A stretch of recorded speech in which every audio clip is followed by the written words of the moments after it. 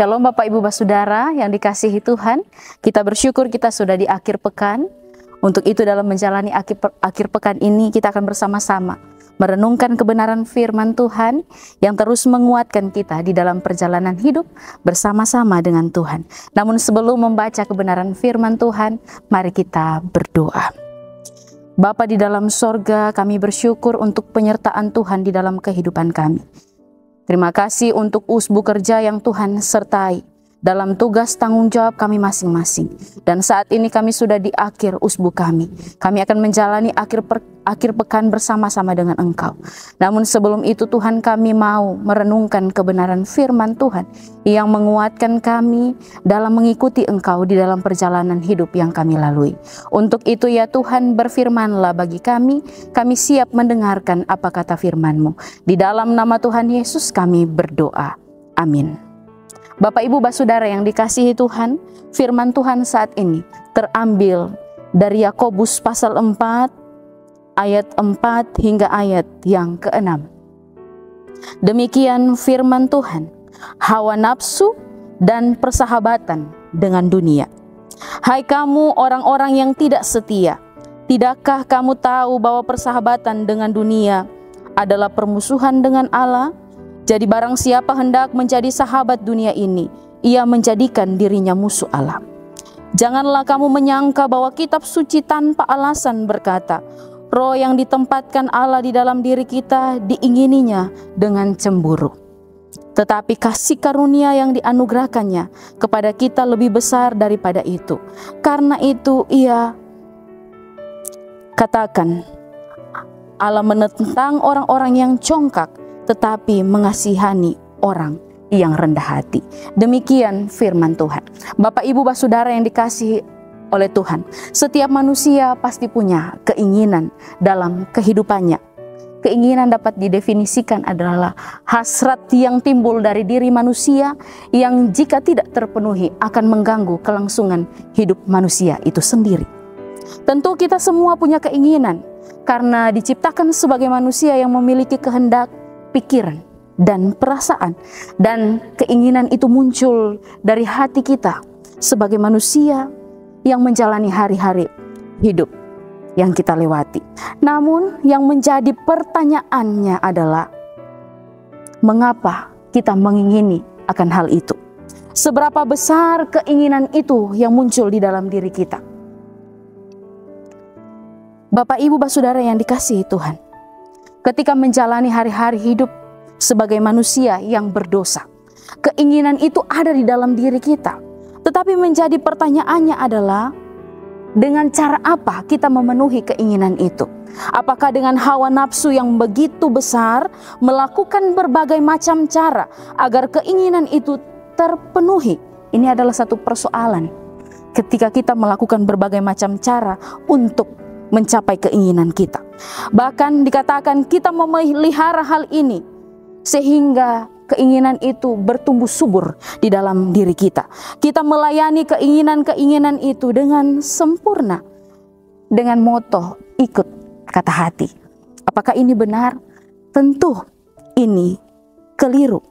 Dan ini yang terjadi di jemaat ketika Yakobus menuliskan surat ini, bahwa persoalan-persoalan ini muncul di dalam diri jemaat pada waktu itu. Dan persoalan itu muncul dari hati mereka.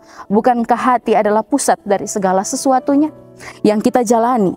Bahkan Amsal mengatakan bahwa kedalaman hati manusia tidak ada yang tahu.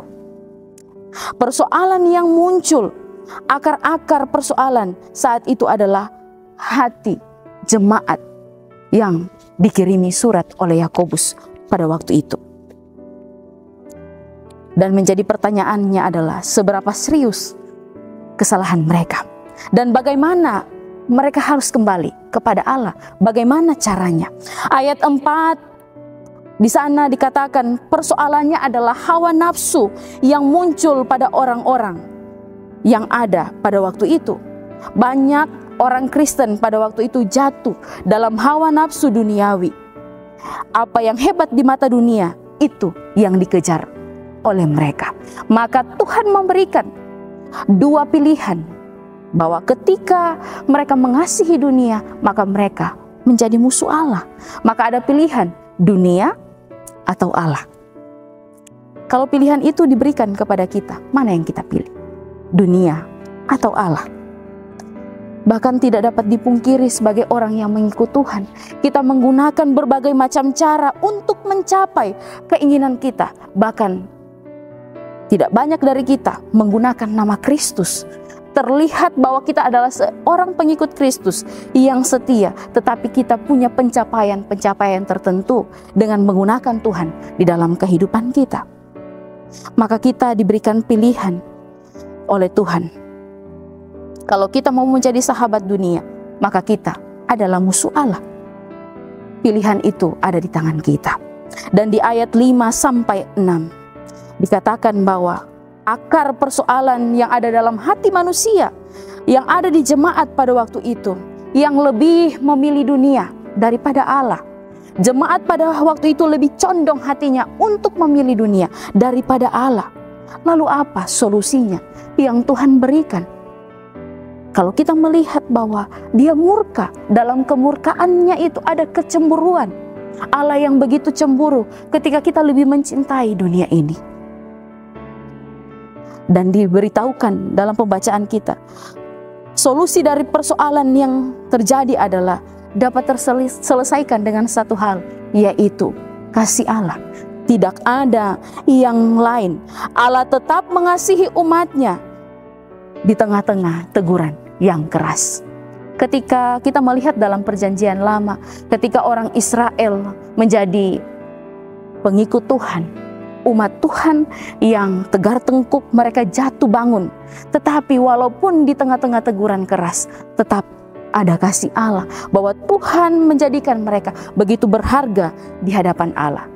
Maka dalam menghadapi begitu banyak tantangan-tantangan dunia, ketika kita jauh daripada Tuhan, ingat di balik teguran keras, di balik murka Allah, ada kasih Allah yang lebih besar daripada itu. Maka melalui anugerah ini, Allah begitu menginginkan kita, Allah begitu mengingini kita sebagai anak-anaknya. Jadi pertanyaannya, adakah keinginan kita untuk mengikuti Dia di dalam kehidupan kita? Seberapa besar itu? Sehingga kita menjadi umat yang setia. Karena kasih-Nya begitu besar, Dia mati bagi kita, memberikan dirinya, menebus dosa kita di kayu salib. Dan biarlah kasih ini terus tertanam di hati kita, sehingga ketika kita mengikut Tuhan, ini menjadi alarm yang sangat penting. Terus kita ingat bahwa kasih-Nya besar bagi kita. Biarlah firman Tuhan ini menjadi bagian kita ketika kita mengikut Tuhan.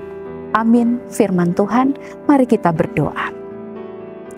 Terima kasih Tuhan, ketika kami diizinkan untuk membuka kebenaran firman Tuhan dan merenungkan firman Tuhan ini.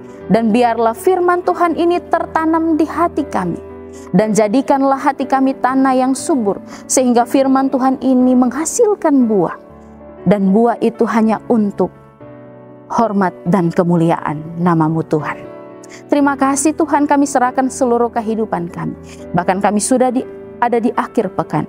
Biarlah Tuhan yang terus menyertai seluruh kehidupan kami dalam menjalani hari-hari hidup bersama dengan Engkau. Ini yang menjadi doa dan permohonan kami. Kami serahkan kehidupan kami ke dalam tangan kasih Tuhan. Di dalam nama Tuhan Yesus kami berdoa. Amin. Selamat berakhir pekan bagi kita semua. Tuhan Yesus memberkati.